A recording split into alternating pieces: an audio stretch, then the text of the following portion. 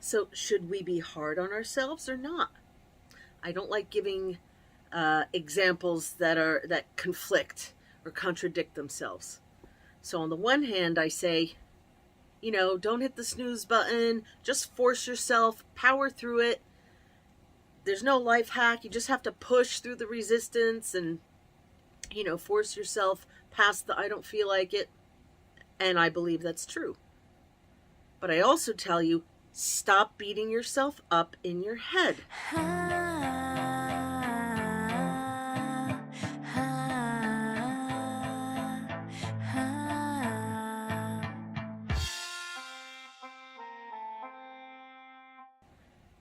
We're too hard on ourselves, too critical. The minute you try to sit and meditate or do any kind of mindfulness and your head starts chirping at you, right, Xander? You're going to hear the way you speak to yourself, and it's unkind. So you have to know when to be tough, but don't be mean. So, okay, let me give you concrete examples. I don't like pure theory. I told you that I'm the kind of person who wakes up and makes her bed. But I wasn't always that kind of person. I had a self-image of, well, I'm lazy, I'm tired, and I guess one of these days I'll figure out a way to force myself to make the bed. Like this whole disempowering story. I told you I had severe anemia. So was beating myself up going to help me with that? No. I was tired for a reason. I was desperately sick and needed help. So how did I go from climbing out of bed in a panic and being tempted to crawl back in because I never made the bed? How did I go from there to I rarely nap? If I nap, it's because I simply conk out if I take a rest on the sofa. But I used to be such a sleeper, sleeping late, napping. And I shake my head because it didn't feel good to live that way, to always be so tired. Look, I'm 58 years old. I'm not super spry. I don't go jogging and running and taking long walks in the fresh air. I know I should, but I have mobility issues. Give me a break. And that's what we should do in our heads. Give ourselves a break, but be firm. How do we find that balance? It's the way you would talk to another person if you were telling them that, oh, it's time to make the bed. Oh, before we leave the bedroom, just real quick, let's pull that comforter up. You wouldn't beat up another person and say, you're so freaking lazy. How could you walk out of this room with your rumpled up sheet? Like, we wouldn't talk that way, would we? And if we would, we shouldn't. And if somebody spoke to us that way, which is probably how we learned how to be mean, this very negative reinforcement and name calling, and I know many of us grew up with that, and that's because our parents grew up with that, and now it's time to break the generational cycle of abuse. There are ways to be firm, but kind. So be relentless with yourself, but not mean. I learned to love future me. I thought I coined that expression, but then I saw it in a little self-help cartoon somewhere. I should have copyrighted it. Future me, I love future me. Future me likes walking into a bedroom where the bed is made. Now, I'm not telling you I do like military corners and I could bounce a quarter, but I pull that comforter up. My pillows are stacked relatively nicely. Again, not Architectural Digest, fully arranged in size order or anything wacky.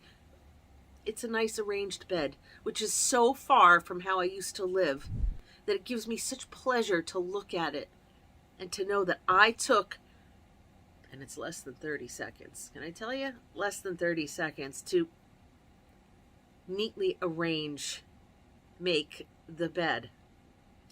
I know future me wants to come home to a welcoming home where there are no dirty dishes left on my coffee table. my kitchen is half office, half kitchen, so I don't have a dining room table. I have a coffee table, and that's where all the meals happen. I like coming home to no dirty dishes on my coffee table. I like that. Future me likes that, so I do that for her.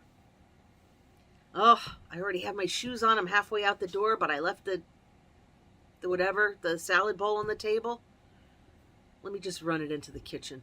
Why? Future me likes coming home to a nice clear table, and you never know who's going to be with you. You know, I have nice friends who come over. I want things to be neat. So you push yourself past the, I don't feel like it, I don't want to.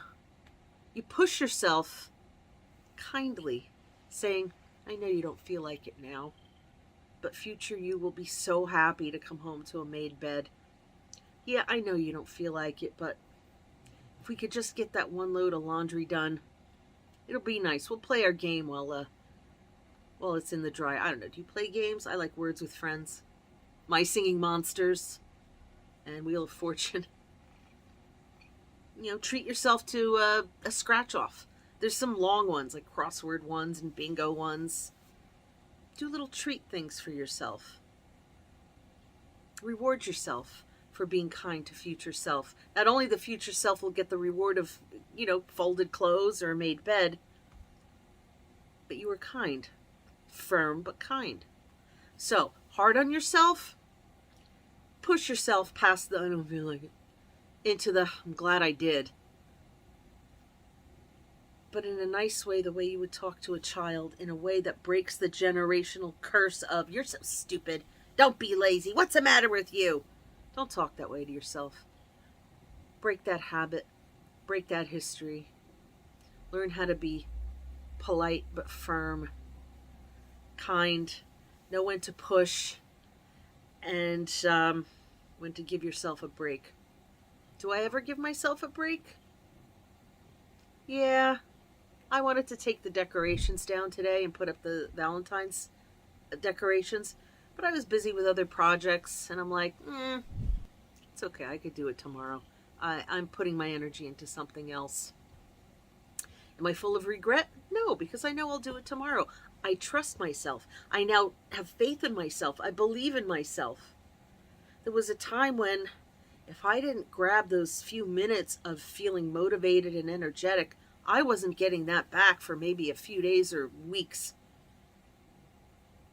But now that I have the habit of gently pushing myself past the I don't feel like it into the I'm glad I did, I know I can trust myself to do those things for future me. So, love future you. Love her or him. I don't know who's watching. Love yourself. Love future you. Do nice things for future you. Don't be too hard on present you, but push, knowing that it will feel good in the future, that you didn't give in to fear and laziness. Instead, become used to pleasant accomplishment. How's that? So please like, subscribe. My book, Diary of a Fat Girl, How I Lost 140 Pounds and Learned to Love Myself After Weight Loss Surgery. The audiobook is me reading it, the paperback. I promise you won't be able to put it down. It's definitely a good read. Go on Spotify if you like meditation.